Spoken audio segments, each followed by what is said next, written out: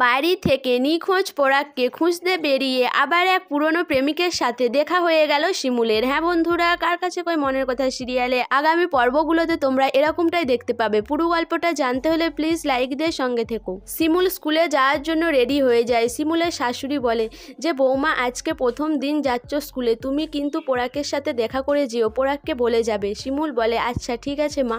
এরপর শিমুল পরাগের ঘরে যায়। গিয়ে শিমুল পরাগকে কোথাও দেখতে পায় না। শিমুল ভাবে যে পরাগ কোথায় গেল। সেই সময় শিমুলের চোখে পড়ে একটা চিঠি। শিমুল চিঠিটা পড়ে দেখে যে পরাগ বলে যে শিমুল তুমি ভালো থেকো, আম্মাকে আর খোঁজো না। এই চিঠিটা দেখে শিমুল বাড়ি থেকে ছুটতে ছুটতে বেরিয়ে পড়ে পরাগকে খোঁজার জন্য। শিমুল কোনো দিকে তাকায় না। সেই সময় একটা গাড়ি এসে শিমুলকে ধাক্কা মেরে দেয়। গাড়িতে থাকা অফিসার নেমে আসে। দেখা যায় যে সেটা একটা পুলিশের গাড়ি। তিনি হচ্ছে একজন অফিসার।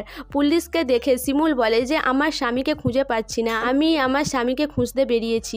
তখন সেই অফিসার শিমুলকেই দেখে বলে যে শিমুল অফিসারকে দেখে চমকে যায়। সো বন্ধুরা, শিমুল কি ওই অফিসারকে আগে থেকেই চিনতো? শিমুলের কি অফিসারের সাথে আগে থেকেই সম্পর্ক ছিল? তোমাদের কি মনে হয় অবশ্যই আমাকে কমেন্ট করে জানাবে। আর আমার ভিডিওটা ভালো লাগলে প্লিজ সাবস্ক্রাইব করে দিও আর লাইক কমেন্ট শেয়ার করো।